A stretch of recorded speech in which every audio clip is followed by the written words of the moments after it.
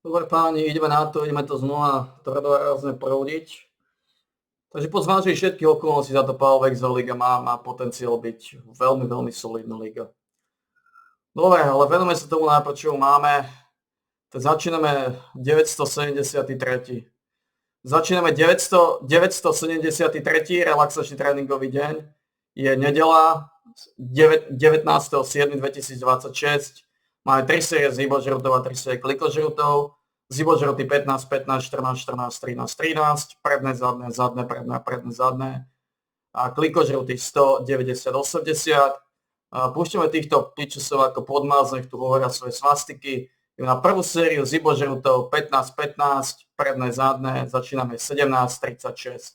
But what struck me about that first half was just the complete absence of any kind of shape. Now, that's not always down to him because the lack of effort without the ball was really quite extraordinary. When you think about some of the games that have gone before, one of the things that marked France out was that they were putting that work in without the ball. Adrien Rabiot, who's never short of a quote, said after the game that first half was disgraceful, really. He's probably right, wasn't he?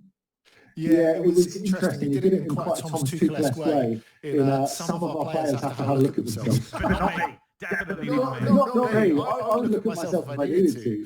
But Kylian Mbappe, on the other hand, did say we brought shame on the shirt in the first half, which was quite interesting because obviously he could have lent into his own personal achievements and he chose not to. Again, we'll talk maybe about the meaning of that or otherwise in a minute. But I guess this is it, really, isn't it? Like, it does matter every single time you play for your country. And England applied themselves properly from the start because they know that even if it's like meaningless in inverted commas, actually it matters every time you play for your country. Ideme na to. Levels of meaning. 100 klikožrutov, 100 kliksterov, pro séria. Gave this rousing speech and talked about you never know when it's going to be your last game for your country, and that is an important point, isn't it? Because I think representing your country is a massive thing anyway. Doing it at a World Cup just further underlines that. And I do wonder sometimes whether the third, fourth place playoffs is nonsense. I mean, there's no getting away from that. But I wonder if that's accentuated if it's big hitters playing. So I think of Croatia, for example, taking on Morocco. It meant a hell of a lot to them, but some of the more established nations, maybe not. Yeah, I mean, really, the only thing for France, really, because especially as the curtain was coming down on Didier Deschamps' reign, the only thing in there was Kylian Mbappe and his top scoringness or otherwise in this World Cup. So something that's based so much on collective trust and collective effort, all of that fell away because there was nothing else really to go for. Now, you could argue that there was more riding on this game than England, because going into it, there was a sense that there needed to be some sort of response from Thomas Tuchel particularly, and the player. Now, I don't know realistically what that response could have meant. Obviously, some people can say, oh, well, you know, if only we'd have been this attacking during the semi-final. It's not applicable, is it? It's not applicable. It's not transferable. It just isn't. Not at all. Not at all. But there needed to be some sort of response. And so it's a bit like, I guess taking on a third, fourth place playoff is a little bit like playing a lower division team if you're a Premier League team in the Carabao Cup or the FA Cup early rounds. You know, it's just par if you put a good performance and end up with a victory. But if you don't, you can potentially bring shame upon yourself. Yeah. Quite interesting. I want to ask you about Mbappe because you talked about him now being top of the Golden Boot race. Messi's going to have to come up with something extraordinary in the final to overhaul him now. He may well do that. Of course, he's made a habit of the extraordinary. But you're not of the mind to really include that. Ideme na to. Druhá séria zibožrutov. 14-14 zadné, predné. And look, we've had these situations before with Davoshuka and Hakan Şükür, but like, realistically, there'll be other times in the World Cup for Kylian Mbappe. But to turn around after this like sham of a game and say you're the top scorer of the tournament, this is the only game of the tournament. That doesn't really mean anything. You know, every other game in the tournament meant something. But this didn't really. It's a silly little kick about. And if he ends up as the top scorer, off the back of this, not chiding his efforts anywhere else in the tournament. Above Messi, it's a joke. It's a joke that this should count, I think.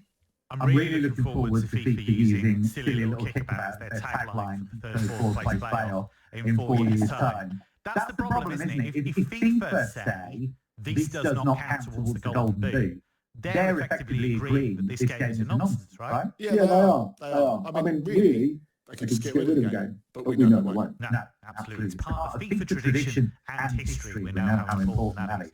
I wanted to ask you about Michael Olise, because this has been on my mind for a bit. Ideme na to, 90 klikov žltou, 90 kliksterov. For a long time. We've seen a lot of his performances for Bayern. He's been absolutely exceptional. You could say that he was the best player in the Bundesliga, even above Harry Kane this season. Just gone, and he was given that award by the league.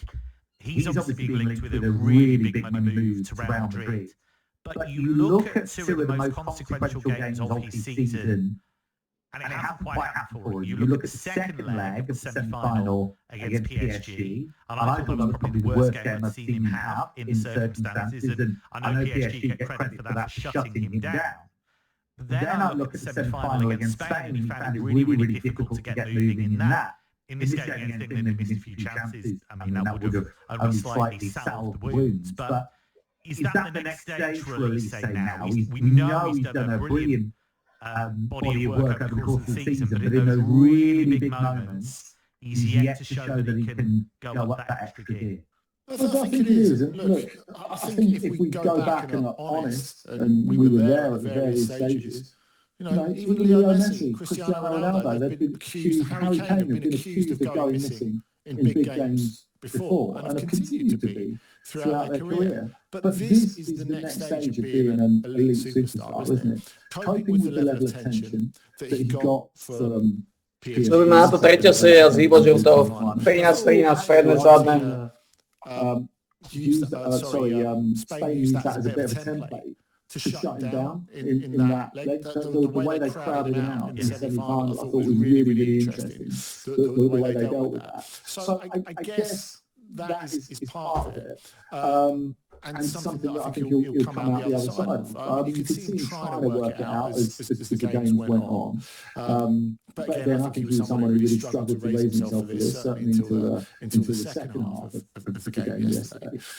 But going on to the Real Madrid thing, I can't help but think this would not be ideal for him at the moment. I think he's got a really good situation at Bayern. He's well paid.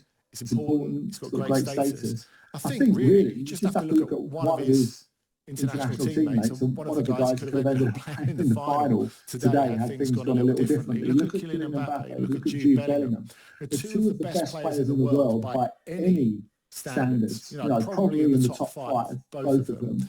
And Olise is certainly heading for that sort of territory. But have they found sport and fulfillment around Znamená to tretia séria klikov žltou. 80 klikov žltou, 80 kliksterov. at least. And to me, the way that Olise is being targeted at the moment, it's a little bit like Bellingham was targeted going back a couple of years after that brilliant first season at Real Madrid when he had that shoulder issue. And people kept deliberately banging it. That's something they talked about quite eloquently and quite fully in that YouTube documentary, of course. But it feels to me that that's what's happening to Olise at the moment. People are testing his pressure points and seeing how far they can go to get inside his head. Real Madrid is not the place to work that out. And that's before you even talk about the tactical fit of how he would work in that team. Look, Real Madrid have got a ton of issues. I don't think he's the solution to any of them, brilliant player as he is. And I do think that continuing to grow, and obviously it's difficult to avoid the sight of him and Harry Kane having that really long chat at the end of the game last night. I think Kane is the perfect person to continue to grow. Yeah, I fully agree with that. I don't think he moved to Real Madrid this summer.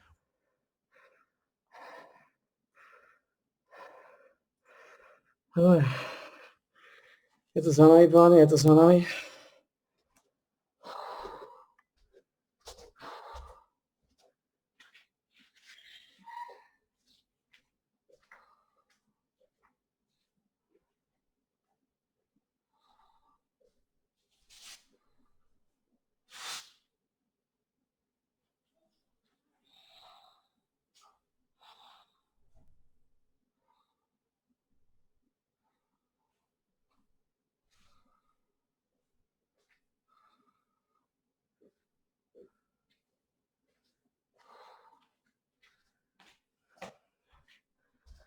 Dobre.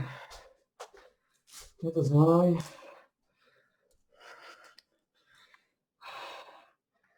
Zrekapitulujeme si to. 973. relaxačný tréningový deň s nami. Bolo 19.7.2026 nedela. Skončili sme 17.46. Segment bol dlhý čas, trval 10 minút a 50 sekúnd. 10.50.